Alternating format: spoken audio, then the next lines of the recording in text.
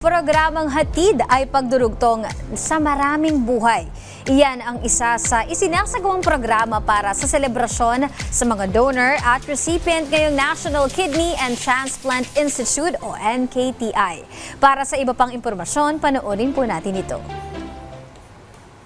Sa bawat tulong na naihahandog sa mga tao, maraming buhay ang nadurugtungan. Tila isang napakagandang tulay ang pagkakaroon ng isang programa kung saan maari mong makilala ang taong nagbigay muli sa iyo ng pag-asa.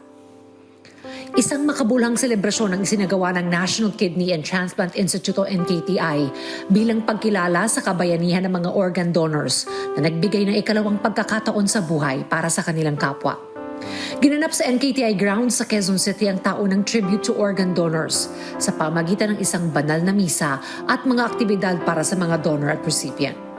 Nagkaroon ng testimonial sharing mula sa mga transplant recipients, pagsisindi ng kandila, pag-aalay ng bulaklak at pagpapalipad ng mga paru-paro bilang simbolo ng buhay at pag-asa. This is our tribute to our deceased donors to give thanks sa kanila na hindi po namin sila nakakalimutan at sila po ay bayani sa aming mga puso.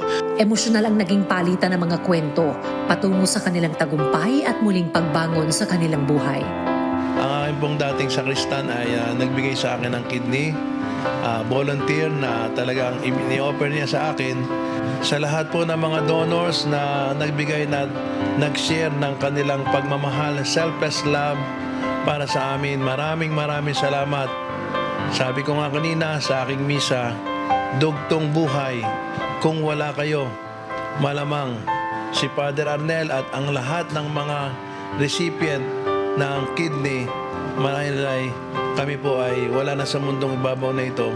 Layunin ng NKTI na palaganapin pa ang kamalayan tungkol sa kahalagahan ng organ donation sa bansa.